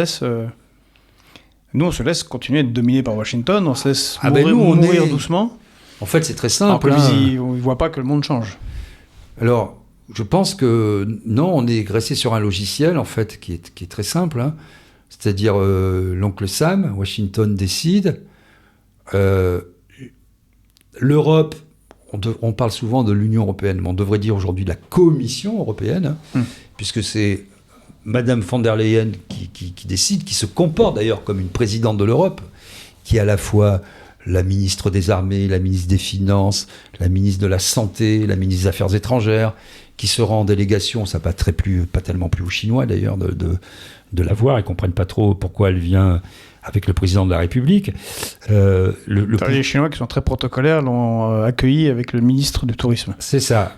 Pour se foutre d'elle, de C'est sa ça. gueule un peu. Ouais, donc tu parlais de von der Leyen et de cette prise de pouvoir de facto sur oui, parce qu'elle est comme je disais, présidente de l'Europe, ministre des Affaires étrangères, des Affaires sociales, du chef travail. de laboratoire pharmaceutique. Voilà, alors tu vois, moi j'avais sorti une enquête en France, j'expliquais un peu d'où ça vient. Elle avait d'abord été, faut que les Français sachent ça, hein. Elle était au ministre de la Défense, sous Angela Merkel en Allemagne. Elle a été exfiltrée in extremis parce que elle avait livré le ministère de la Défense à tous les lobbies d'armement, etc., de sécurité privée, etc. À telle enseigne que Merkel, enfin le gouvernement fédéral a pris peur en disant mais c'est n'importe quoi. Enfin bon. Et donc ils l'ont nommée à la tête de la Commission européenne. Alors elle est mariée au baron von der Leyen, hein, qui est la noblesse allemande, vieille noblesse allemande. Ils ont un enfant qui était chef de projet chez McKinsey, notamment, pendant quelques années. Et surtout, le baron von der Leyen, il était à la tête, le représentant en Allemagne d'une société américaine qui s'appelle Orgenesis, qui est dans la thérapie génique. Ce qui explique pas mal les vaccins, etc. Je donne un seul exemple. Avec les fonds de relance européens, en créant des filiales qu'il a ensuite fait dissoudre, où il se nommait à la tête, en Allemagne, en Italie, dans plusieurs pays européens. Il captait des millions d'euros de fonds de relance européens pour aider ces sociétés, hein, bien sûr nationales, à croître. Et pendant ce temps, il profitait de position de sa femme pour refourguer du vaccin. Et donc j'avais fait pas mal de ramdam, ce truc à l'époque. Michel Rivasi, député écologiste, une rare qui travaille, eurodéputé, avait fait la même chose de son côté. Ils avaient fait un Eurogroupe avec des Allemands, enfin plusieurs nationalités. Et ils avaient interrogé la commissaire chargée de la déontologie, parce que oui, la Commission européenne a une commissaire chargée de la déontologie, hein. Elle n'a pas dû voir que Thierry Breton, commissaire au marché intérieur, allait chanter l'hymne à la joie avec Emmanuel Macron à la convention de Renaissance, mais enfin, fermons la parenthèse. Et qu'a dit cette commissaire? Il n'y a rien à voir, tout est clean, il n'y a pas de sujet. Il n'y a pas de sujet, c'est-à-dire tu crées des filiales pour une boîte américaine en plein Covid, tu captes les fonds de relance européenne, tu dissous, et il n'y a rien à voir. Non, Donc la France aujourd'hui, qu'est-ce que c'est la France? Elle est c'est l'attelage de la Commission européenne qui elle-même n'est que le pont avancé de Washington. Pour aller dans ton sens, je répète à chaque fois parce qu'il faut que tout le monde le sache au maximum. Dans cette histoire de vaccin, alors je ne sais pas pour revenir sur ARN par ARN, je m'en fous complètement. Par contre, ce qui est incroyable et qui montre la disparition quand même, des États, en l'occurrence la France, et même d'une quelconque puissance européenne qui n'existe pas, c'est que pour savoir un peu la vérité des échanges entre von der Leyen et Pfizer, il faut que ce soit un grand journal américain, le New York Times, qui porte plainte, qui lance une procédure judiciaire aux États-Unis. Alors, chez nous, personne ne l'a fait, ni le País, ni le Monde, ni la Repubblica, ni aucun parti, ni aucun tribunal en Europe, ce qui est quand même délirant. Ça a été la honte. Oui, mais en fait, qu'est-ce qu'ils appellent en dehors de ce qu'il y a dans le vaccin, c'est pas ça le sujet. C'est que c'est la Commission européenne, c'est juste pour préciser, parce qu'on ne va pas rentrer dans les polémiques mais c'est la Commission européenne qui décide par-dessus les États. C'est-à-dire que personne en France ne sait ni ce qu'il y a dans le vaccin, ni la nature du contrat. Mais c'est pas nouveau. C'est déjà comme ça dans la négociation de tous les traités de libre-échange. D'ailleurs, soit en passant, le 21, Donc mardi, le Parlement européen va se prononcer sur, ils vont voter oui, sur un nouveau traité de libre-échange entre la France, l'Union européenne et la Nouvelle-Zélande. Ce qui est un peu en catimini, on n'en parlera pas, mais bon, on continue dans la mondialisation et dans le délire qui va un peu plus ravager nos agriculteurs. Je vais faire la parenthèse, mais ces traités de libre-échange sont négociés toujours de la même manière. C'est la Commission européenne qui les négocie, sans contact avec... C'est ça. Et le plus incroyable, c'était celui sur le TAFTA. Ouais. Que François Hollande voulait vite signer avant qu'on lui ferme la porte. On ne savait pas ce qu'il y avait dedans. C'est un truc gigantesque. Il fait 3000 pages, enfin, horrible. Et il n'était consultable que par des élus nationaux, sans téléphone, sans calepin, sans crayon, dans la cave de l'ambassade des États-Unis. Bon, quand on dit ça et que les gens ne sont pas au courant, ils se disent c'est quoi ce complotisme délirant, je vais vérifier. Mais c'est ça en fait. Et donc, c'est symptomatique du fait que c'est un abandon de souveraineté du pays. On abandonne tout. Mais aussi du politique. Mais c'est vrai, tu as tout à fait raison pour les accords de libre-échange, pour la politique sanitaire, on pourrait rajouter pour la guerre, parce qu'en fait, on est de fait co-belligérants. Est-ce qu'il y a eu un seul débat à l'Assemblée nationale sur la guerre en Ukraine? Non, mais il n'y en a pas depuis l'intervention en Afghanistan. Donc on fait des interventions sans... Mais c'est incroyable. C'est incroyable. Et qu'est-ce qui se passe? Il n'y a pas un seul parti... Ils sont tous alignés. Il n'y a pas un seul... Mais ils me font tous rire. Un seul parti politique qui vient... À l'Assemblée. À l'Assemblée. Mais maintenant, ils sont tous alignés. Dire non, mais c'est pas normal. Et qu'est-ce qui se passe? Quand Macron convoque tel le roi, parce que c'est... Et d'ailleurs, le lieu choisi à Saint-Denis est éminemment symbolique de ce point de vue. C'est le roi qui convoque ces petits suzerains qui viennent lui faire allégeance et lui baiser la main. Il les reçoit le mardi. On peut lui proposer de faire sous un chêne à Vincennes la prochaine fois, comme ça. Voilà, oui, c'est ça. Encore... Il jouera le gland. et donc, à la fin, ils partent. Et le lendemain, sur je ne sais plus quelle chaîne, BFM ou France Info, je ne sais plus, on a le commissaire au plan, parce qu'il y a un commissaire au plan. Je dis ça, les gens vont croire que c'est du complotisme, mais c'est vrai. Hein. Le type des assistants parlementaires, là, M. Bérou. Commissaire au plan qui vient lui dire non, mais. Ah, le maire de Pau. Le maire de Pau. Il n'y a pas de problème. Tous les chefs de parti étaient là, ils étaient tous d'accord avec Emmanuel Macron. On apprend ça par les médias. Et il n'y a pas un chef de parti, et même tous ceux qui font des moulinets à l'Assemblée nationale, pour dire mais on exige un débat. Les Français ont le droit de savoir. Il y a peut-être, moi j'ai des copains qui sont sur le terrain, en Ukraine, qui vont régulièrement, selon les sources qu'on peut recroiser, tous ceux qui sont sur... C'est 700 000 morts aujourd'hui. À peu près. Il n'y a pas vraiment... Total. 700 000 morts. Non, mais même 400 000, c'est déjà... Qui est nié, le chiffre, mais 400 000, c'est déjà colossal. Mais c'est incroyable.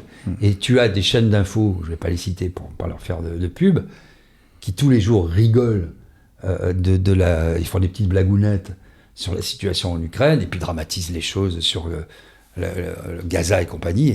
Et d'ailleurs, c'est dramatique, mais bon, voilà, il y a quand même des indignations à géométrie variable qui aussi posent question. Donc, la nature a horreur du vide et Locarno, c'est ça.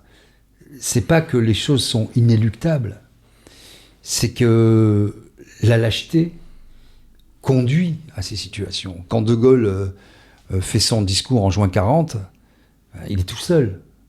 Et d'ailleurs, il s'en est fallu de peu. Tu parlais de Jean Monnet. Mais Jean Monnet, dont le patronyme orne tellement d'établissements, de rues, partout en France, etc., c'était un traître à la nation.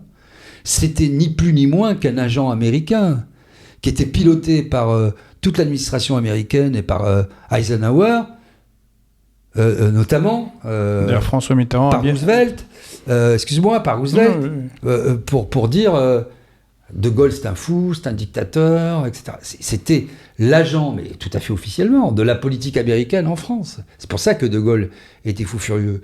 Et De Gaulle, bien sûr, c'est un génie militaire qui incarnait vraiment la nation, un génie intellectuel, etc. Mais aussi en termes de tactique et de stratégie et de communication. S'il supplante pas Giraud, je veux dire, au dernier moment, aujourd'hui, on serait qu'une sous-province américaine. Voilà, on serait Berlin puissance, comme Berlin a été pendant des années, quoi. Mais c'est pour ça que je citais De Gaulle par rapport à ton message sur la nation. Il y a un écho. C'est-à-dire qu'il se reproduit ce contre quoi il s'était battu il y a déjà 60 ans. Parfois, un petit acte de rien du tout, dire non. Aujourd'hui, tu dis non. Le premier dirigeant américain, dirigeant européen, qui sur la guerre en Ukraine dit ça suffit, je suis plus d'accord, la guerre s'arrête. Et il y a des soumissions, comme j'allais dire, François Mitterrand, quand il met Jean Monnet au Panthéon, c'est la signature de la trahison et de bien sûr. La conformité à cette construction de cette Europe-là. En fait. C'est étonnant de Mitterrand. Moi, j'ai jamais trop compris ce côté sombre. Il a été maintes fois expliqué, théorisé. Alors bien sûr, il a connu la guerre. Lui-même a eu un rôle trouble pendant la guerre. Je pense que mon explication, elle vaut ce qu'elle vaut, mais c'est une espèce d'expiation, quoi, de remords, taraudé par le remords. Il a ensuite voulu croire en la construction européenne, parce que quand même, il vient de la droite, et plutôt même de l'extrême droite, hein, Mitterrand. Je veux dire, de sa famille, de son histoire, de ses goûts, de ses lectures. La terre, hein, c'est vraiment cet attachement, c'est un attachement charnel, Mitterrand, à la France, quoi. Bon.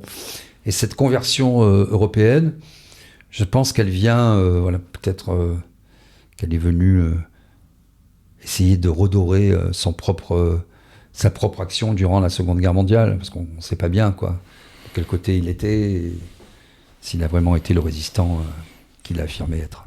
En tout cas, on voit dans l'histoire de France une récurrence, on peut le dire, de traître à la patrie. On a parlé de Jean Monnet. Il y a Emmanuel Macron avec la vente d'Alstom, la signature du traité d'Aix-la-Chapelle, que tout le monde a oublié, mais qui est un abandon de la souveraineté géopolitique de la France, de facto. L'Allemagne pour rien, à nouveau. Et ils font tous écho à un certain Foutriquet, Adolphe Thiers. Donc, Adolphe Thiers, pas Adolphe Hitler, Adolphe Thiers. Non, parce qu'à chaque fois, les gens l'histoire se perd. Ouais. C'était un des fondateurs de la Troisième République, mais surtout, c'est celui qui va massacrer les communards, c'est celui qui va négocier en catimini l'abandon de l'Alsace-Lorraine aux Allemands. Tout à fait. C'est celui qui, alors que le peuple, encore une fois, ce que De Gaulle disait, la fibre patriote, le peuple de Paris s'était révolté pour pas capituler à la fin du Second Empire, résistait, il a plutôt utilisé l'armée, Gambetta avait essayé de lever une autre armée, tout ça a été... Ils ont tout fait pour que ça meure dans un marais, et ils se sont servis de l'armée pour écraser le peuple. Donc ce sera la Commune de Paris, et l'abominable massacre de la Commune de Paris, qui est assez aisément oublié. Tout ça, toute cette trahison du pays pour sauver l'argent. Et ça sera tout ce que va décrire Zola dans un magnifique livre sur l'Irogon-Maca, enfin tout cette non, mais c'est ça, tu vois, je pillage pense que... du pays, enfin abandonner le pays pour les plus riches. Il y a toujours, c'est les maîtres de forge, hein, c'est la tradition des maîtres de forge. Ce pays, aujourd'hui d'ailleurs, il suffit de voir le nombre de rues dévolues à Thiers, de lycées. À Monet, c'est pour ça que j'ai réagi. Je pensais à Thiers, c'est incroyable. Et on faudrait faire une exégèse, enfin une comparaison avec le nombre de places de la commune, où, à mon avis, il y en a... Robespierre. Il y en a bien moins. Quoi. Bon. Heureusement, il y a des De Gaulle. Il y a des De Gaulle, ça, c'était difficile de faire. Et des républiques, voilà. Encore un peu. Voilà. Et donc, oui, il y a toujours eu... des stations de métro-nation. Voilà, c'est ça. Mais il y a toujours eu en France, en fait... je parlais de cette tradition des maîtres de forge là, qui a donné naissance ensuite à un certain patronat, quoi. Je veux dire, dur, enfin patronat institutionnalisé dans des syndicats patronaux qui disent les patrons, c'est ça. Oui, mais je parlais pas des petits patrons. Oui, je tempérais encore. Même ces très grands patrons, maîtres de forge, exploiteurs, Germinal, ils étaient encore nationaux. Alors, voilà. Maintenant, ils ne sont même plus. Maintenant, c'est mais financiarisé disons que international. tu parlais des Rougon-Macquart, c'est vrai que dans les Rougon-Macquart, tu as quand même ces deux mondes. Oui. C'est-à-dire, c'est une fresque complètement populaire, hein, mais tu vois quand même que pratiquement dans tous les livres qui composent les Rougon-Macquart, tu as toujours ces gens un peu, dès qu'ils sont installés, du chef de gare, en passant, je pense à la bête humaine par exemple, tiens, ça me revient, ouais. Ils sont tous corrompus quand même, hein. Et donc c'est tout pour l'argent, ils sont prêts à faire des meurtres, ils sont prêts à balader des femmes parce que ça fait bien avec un collier de chien, nana, etc. On a tous ça. Et au bonheur des dames. On nous demande souvent quoi lire. Vraiment, je conseille l'argent. Ah oui, l'argent. C'est fantastique. Mais tous les Rougon-Macquart. Non, mais tous les Rougon-Macquart. Bon, l'argent, il est vraiment. C'est terrible. Une étude sociologique extraordinaire. Voilà. On peut lire Balzac. Qui marche aujourd'hui. Hein. Voilà. Le décor change un peu, il n'y a plus de carrosse, mais ça marche très bien. On peut lire Balzac aussi. Oui, Balzac, fantastique. Balzac, qui a très bien dépeint les différentes forces à l'œuvre dans la société française. Et la France, c'est aussi ça, quoi. C'est-à-dire, il y a quand même un peuple qui est incarné par Gavroche. Hein, c'est la faute je suis tombé par terre. C'est la faute à Voltaire. Voilà, le nez dans le ruisseau, c'est la faute à Sandrine Rousseau. Et donc, il y a cette figure révolutionnaire avec les fresques à la Delacroix, etc. D'ailleurs, qui ont été particulièrement reprises par les Gilets jaunes, cette historique-là, hein, et même dans les comptes Twitter, où on voyait la liberté guidant le peuple. Donc il y a cet imaginaire-là, mais il y a quand même toujours une bourgeoisie qui se veut triomphante, qui ne veut pas lâcher, et qui est apatride, en fait, qui est prête à tout. Hein. Bon, on ne va pas refaire l'histoire de la guerre avec la Prusse, des différents empires, mais c'est quand même ça. Alors, de temps en temps... Oui, c'est Vichy. Hein. Voilà, c'est Vichy. Et de temps en temps, il y a une figure dans l'histoire de France qui vient rappeler ce qu'on est, et Napoléon, quoi. Je veux dire, voilà. De Gaulle. Et qui viennent taper du poing sur la table. Et Clémenceau. Et tout le monde dit, ah ouais, c'est ça la France. Zola. Pardon. Si, Jaurès. Jaurès. Je parlais des politiques. Ouais, non, mais Jaurès, voilà. Donc, il n'y en a pas pléthore, hein, mais c'est pas la peine d'en avoir 200 par siècle. Ça serait l'idéal, mais bon, voilà. Et donc, aujourd'hui, on est orphelin de ça. Parce que, bien sûr qu'on dit souvent le RIC, la démocratie participative, il y a un côté très satisfaisant, très désirable, mais il y a un côté utopique dans ce truc-là. Parce qu'à un moment, si les idées ne sont pas incarnées par un homme, elles restent des idées plates. Elles restent des idées dans un cahier. Soyons à l'aune de notre temps. Voilà, ou une femme. On ne peut pas te critiquer en misogynie en plus. Voilà, ouais, donc je dis un homme, une femme, peu importe. Je veux dire par un personnage qui vient justement non pas être un tortionnaire, un dictateur, etc., mais qui vient incarner, qui vient incarner les choses, qui vient leur donner corps, qui vient leur donner vie. Et ça, aujourd'hui, on n'a pas. Que ce soit à droite, à gauche, il n'y a personne qui a c'est pas simplement de la hauteur de vue, quoi. C'est un comportement, il y a un côté presque alchimique. Voilà. Je veux dire, on sent les choses, les Français sentent les choses. Et petit à petit, comme la politique, alors c'est ça, à mon avis, le dernier pan de la déliquescence, est devenu un métier, c'est-à-dire ça s'est complètement professionnalisé, les gens, ils se font des clientèles. C'est-à-dire comme en plus on a eu un rythme démocratique, entre guillemets, en tout cas électif, qui est très rapide, on est toujours entre deux élections, en plus avec l'inversion du calendrier, faut aller vite, on est toujours en campagne, et donc les gens vont pas scier la branche sur laquelle ils sont assis. Ils vont pas penser contre eux-mêmes, si c'est l'intérêt du pays, ils vont essayer de se faire des petites clientèles pour se faire réélire, parce qu'ils n'ont pas d'autre chose. Parce qu'ils n'ont pas de métier, en fait. Parce qu'ils n'ont pas d'objet social. C'est quoi être politique aujourd'hui ? C'est dire des conneries et être payé pour. Et ils ont un avis sur tout. et surtout sur n'importe quoi, comme dirait l'autre. Mais bon, voilà. Et à partir de là, ça c'est le dernier pan qui s'écroule. Parce que si on avait encore...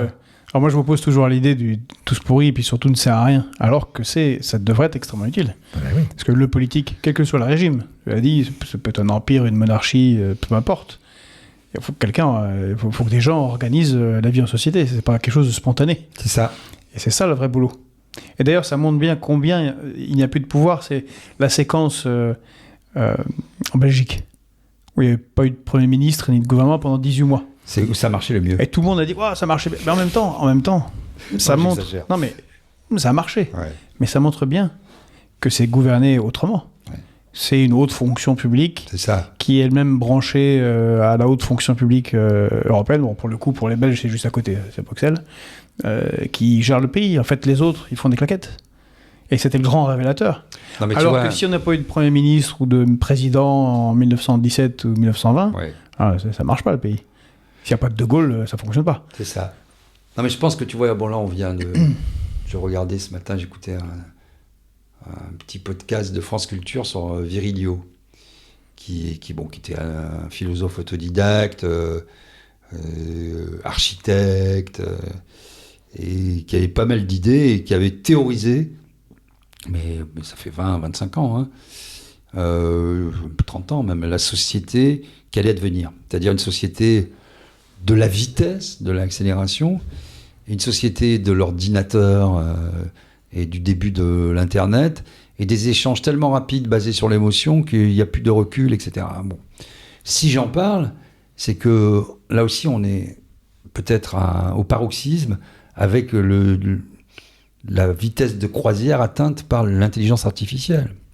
C'est-à-dire que demain, et cette idée fait du progrès, tous les jours il y a des reportages, ça aide pour la médecine. J'entendais hier, c'était sur France Info, il y avait un colloque sur l'intelligence artificielle avec des programmes qui étaient faits sur les prévisions météo par de l'intelligence artificielle, avec une nouvelle machine qui calcule en l'espace de 3 minutes des prévisions absolument incroyables de précision et d'exactitude, quand il fallait, avec des énormes ordinateurs, 8 heures des ordinateurs moulinés, etc., avec et encore des zones d'ombre. Donc aujourd'hui, avance cette idée, qu'on n'a plus besoin vraiment de médecins, plus besoin de journalistes, plus besoin de météorologues, plus besoin vraiment de penseurs, de scientifiques, d'élus. ChatGPT va écrire des livres. Je pense que c'est déjà le cas, moi. Renflement brun, c'est pas terrible, mais c'était la version 3. La version 4 s'est améliorée, pareil. Non, mais blague à part, je pense que, voilà, et c'est aussi grave parce que les Italiens ont cette expression traduttore, traditore, traducteur, traître.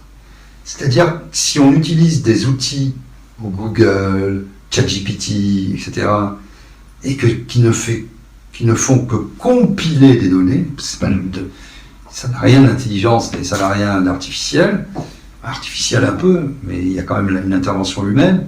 Dire compiler, à la fin ça devient une motion du Parti Socialiste, quoi. Je veux dire, ça 1000 pages pour rien dire. Et c'est ce qu'est Macron, c'est ce côté schizophrène, schizophrénique. On ne peut pas être à droite et à gauche, on ne peut pas être pro-israélien et pro-palestinien, on ne peut pas changer sans arrêt, on ne peut pas être dans tout, on ne peut pas être dedans, dehors, grand, petit. Oui, mais toi tu crois qu'il est vraiment idiot, ou tu crois qu'il fait bien son travail? Moi j'aurais plutôt tendance à croire qu'il fait bien son travail. C'est-à-dire qu'on a quand même quelqu'un qui idéologiquement, l'a toujours dit, avant d'être candidat, il est néolibéral, il est pro-américain, il est pour la souveraineté européenne, il est contre l'État social à la française, il est pour changer tout ça. En fait, il fait ça. Moi, je pense que bon. Je me dis, en même temps, c'est un truc pour illusionniste. Voilà. Non, mais j'ai tranché. J'ai longtemps, je me suis posé la question. Je pense qu'effectivement, il a 2-3 idées forces. Je pense qu'il bosse bien plutôt. Non, mais c'est pas si organisé que ça. C'est-à-dire, il a 2-3 idées forces. Il sait qu'il doit favoriser les sociétés de type Uber, les multinationales, qui doit libéraliser la société française, permettre aux assurances de gagner du terrain, et notamment sans doute demain de bouffer la sécurité sociale. Il y a eu des tentatives d'incursion, on a vu sur le... bon, pour l'instant, les syndicats ont résisté, y compris les syndicats patronaux, parce que la manne des cadres, bon voilà, ils voulaient mettre la main dessus. Donc, il a 2-3 idées fortes: ne pas déplaire aux Américains, favoriser les sociétés multinationales, libéraliser le marché intérieur, fédéraliser au maximum le pays pour que ça devienne une Europe des régions, en fait. Ça, il s'en est jamais caché, et s'il y a un truc qu'on peut pas lui reprocher, où il est clair, c'est son engagement européen. À telle enseigne que ça lui fait dire des inepties quand il parle de souveraineté européenne. On ne peut pas avoir une souveraineté européenne, moi je ne sais pas du tout ce que ça veut dire. C'est un bel oxymore. Voilà, c'est un bel oxymore, c'est le moins qu'on puisse dire. Et donc voilà, après, je pense qu'il improvise pas mal, il n'a pas d'idée. En fait, je pense qu'il s'en fout. Au niveau international, il s'en fout. C'est clair que c'est de l'improvisation. De l'Afrique à l'Algérie, à Palestine, Israël, c'est... Puis on voit qu'il n'y connaît rien. Quand on est, toi et moi, je pense qu'on est férus de géopolitique, de politique internationale, on voit qu'il n'a pas une connaissance approfondie quand il en parle. C'est un peu l'autodidacte de Sartre. Si tu veux, pour l'instant, il en est à la lettre L. Il s'est arrêté à Lituanie, quoi. Et si demain on lui parle de Malte, il dira ah oui, la capitale c'est la Valette, et puis c'est tout, ça s'arrêtera là, quoi. Mais c'est à se demander si ça ne fait pas partie du processus de volontaire, je veux dire, de destruction de la France, parce que c'était déjà fortement entamé sous Nicolas Sarkozy, accéléré sous François Hollande, mais sous Macron, la France est démonétisée. Mais je pense que oui, je pense que ça, tu as raison. C'est à se demander si, quand il va en Algérie, enfin normalement, on a des gens qui travaillent, on a des services de renseignement, on a un corps diplomatique. On ne peut pas aller en Algérie en disant on va faire une nouvelle coopération, que les médias algériens se moquent de notre président, puis 2 jours après ils disent bon en fait on va abandonner notre adhésion au BRICS. C'est un foutage de gueule. Enfin, on se jette pas dans un piège, et répété dans tous les pays. Tout le temps. À se demander que si ça réussit, bravo, maintenant l'image de la France au niveau international. Non mais elle est démonétisée complètement. C'est pas pris au sérieux. On l'a vu d'ailleurs, je suis complètement d'accord, je peux rajouter quelque chose, c'est exactement ça. On l'a vu dans le conflit israélo-palestinien, enfin on est en train de le voir. Au final, on aboutit à quoi? Vous aurez la défaite et le déshonneur, comme disait quelqu'un de célèbre. Et donc, on a la défaite et le déshonneur, la guerre et le déshonneur. Et on a la guerre, ça on l'a, et on a le déshonneur, parce que le déshonneur de la part des Juifs, des Israéliens, qui disent mais qu'est-ce qu'ils nous racontent là? On tue pas des bébés, on tue pas des femmes, on fait la guerre. Et le déshonneur du côté du monde arabe qui dit soutien inconditionnel, qu'est-ce que ça veut dire? Ces mecs qui coalition contre le Hamas. Coalition internationale. Comme Blinken, comme on a dit, il a fait une tête pas possible quand Biden a dit après que Xi Jinping était un dictateur. C'est Netanyahou, même Netanyahou est un peu surpris par l'annonce de la coalition avec le Hamas, contre le Hamas. Enfin. Non mais et puis tout le corps diplomatique français était atterré. Enfin voilà, c'est pas du tout... je veux dire, on ne demande pas à la France de prendre parti. Et c'est vrai que si on avait eu De Gaulle ou même Chirac, dans un cas comme ça, on aurait une voix un peu plus forte. Voilà. D'ailleurs, De Gaulle, puisqu'on parlait de De Gaulle, pour ceux que ça intéresse, peuvent aller lire la lettre de De Gaulle écrite en 1967 à Ben Gurion. Absolument. Ou la conférence de presse qu'il a faite pour ceux qui ne supportent pas de lire et préfèrent écouter et regarder des vidéos, voilà, qui est à peu près de la même teneur, on la trouve en 1967. En fait, il pose le cadre du débat, il dit qu'il y a à peu près là où on en est, ça n'a pas beaucoup évolué malheureusement, et qui dit la position de la France. C'est ça. En fait, il n'y a même pas besoin de beaucoup travailler, il faut continuer à suivre cette voie-là. Même ça, il le s'aborde. Non, mais le problème, c'est ça, c'est-à-dire la France existait encore un peu dans le monde par sa diplomatie. Parce qu'elle avait des choses à dire en Afrique, au Maghreb, de par son histoire. On pouvait mal les prendre, elles pouvaient être mal interprétées, contredites, mais la France existait. et a parfois joué les intermédiaires ou a été capable de pacifier des régions entières qui étaient déstabilisées, ce que ne pouvaient pas faire les Américains, notamment dans cette région du globe. Bon. Petit à petit, on s'est fait, même là-dessus, exclure de tout. On parlait des BRICS tout à l'heure. Aujourd'hui, quand on voit l'influence de la Russie en Afrique, par exemple, l'influence même de la C'est pas Turquie. compliqué, la Russie nous a bouffé tout ce qu'on appelait la diplomatie arabe, et les positions en Afrique. C'est ça. La Turquie, rappelle-toi, il y a quelques mois avant l'élection, la réélection d'Erdogan, qu'est-ce qu'on disait sur la Turquie? Aujourd'hui, ils se sont invités et ils sont pris au sérieux. De toute façon, on n'a pas le choix. Hein, je veux dire.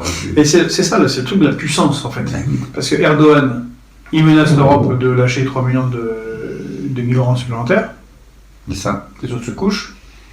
Erdogan flash au radar une de nos frégates en Méditerranée orientale. On n'a pas eu d'engagement naval de ce niveau-là depuis très longtemps. Il ne se passe rien. Il ne se passe rien. Erdogan, l'AKP, le parti islamiste d'Erdogan, des frères musulmans, finance tout un tas d'associations de... Bon, on a dissous Miligolus, mais enfin, c'est pas, il y en a d'autres. Des mosquées, des prédicateurs. Et puis, il faut C'est voir OK.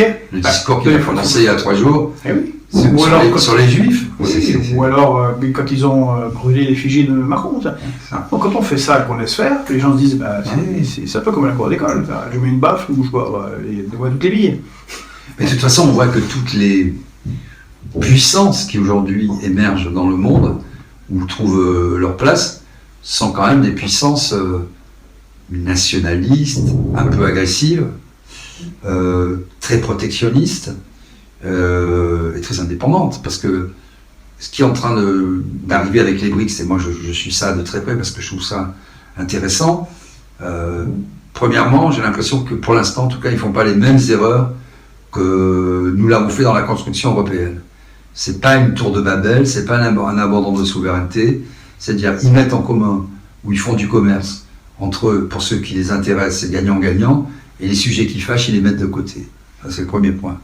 Le deuxième point, c'est que c'est aujourd'hui, les 3/4 de la population mondiale, ce jour, et je sais pas, 45% du PIB, dans des zones de croissance énormes, parce que même si la croissance a baissé, on est dans des chiffres en Chine de 7,5%, en Russie ça remonte et la croissance russe pour l'année 2024 va être supérieure à l'ensemble de la zone euro, alors que je rappelle que notre écrivain érotique voulait mettre l'économie russe à genoux, je ne sais pas pour lui faire quoi, mais en tout cas, elle est restée bien debout, l'économie russe.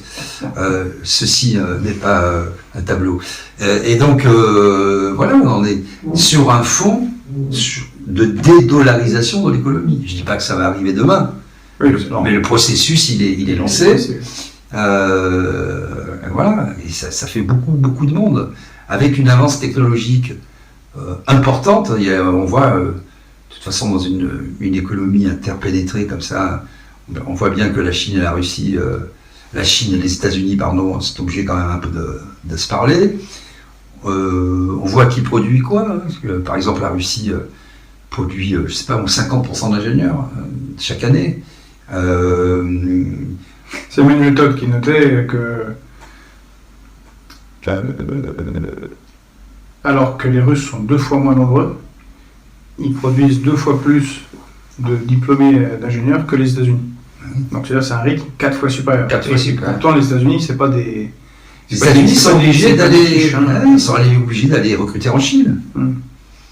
En Chine, en Inde.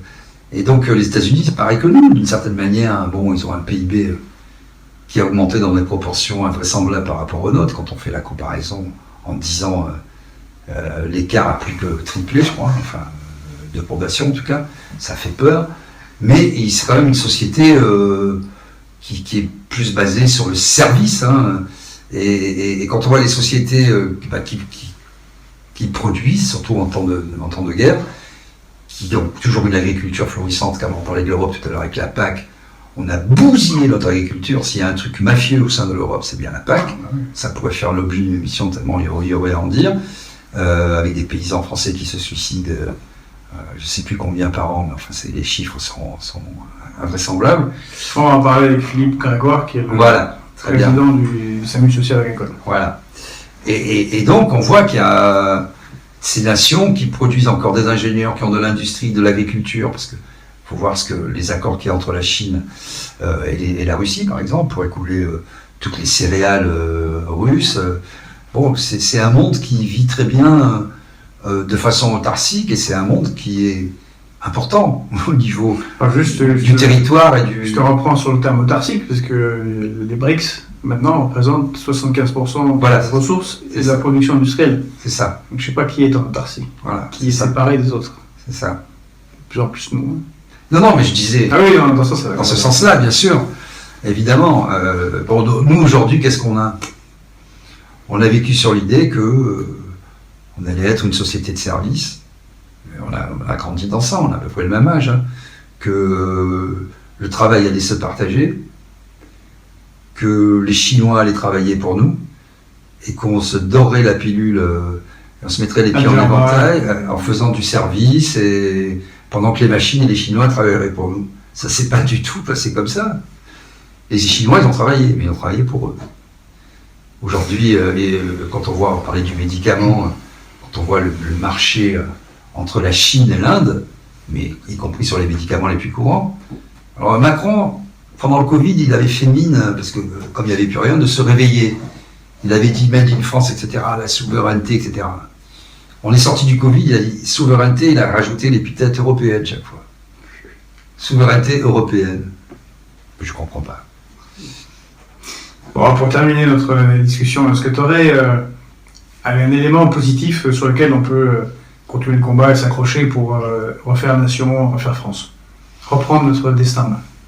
Je crois que la force, elle est en nous. Cette idée de nation, elle n'est pas complètement morte. Elle s'exprime encore quand la nature est en colère, des fleuves s'entendent. Il y a beaucoup de solidarité qui s'exprime et les gens continuent à s'entraider. Et là, il n'est plus question de couleur de peau, de religion. Et on a encore cette faculté à s'entraider dans la douleur et dans le drame. Donc tout n'est pas perdu. Mais je pense qu'il va falloir trouver, comme je dis, les ressources en nous, 2, appeler un chat, regarder les choses en face, et sans doute arrêter avec ces utopies qui nous font mourir à petit feu, quoi. Bon, ça, la balle n'est pas dans notre camp, elle est dans le camp des politiciens, quoi.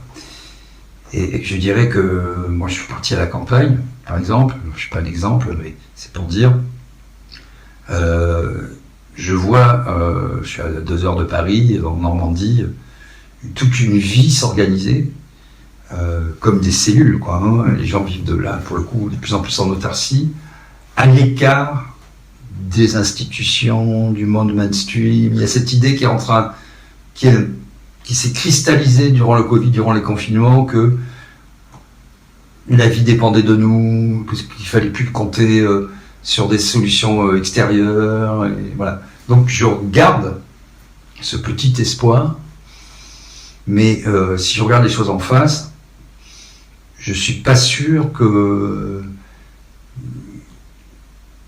qu'on puisse continuer à dire qu'on est une nation.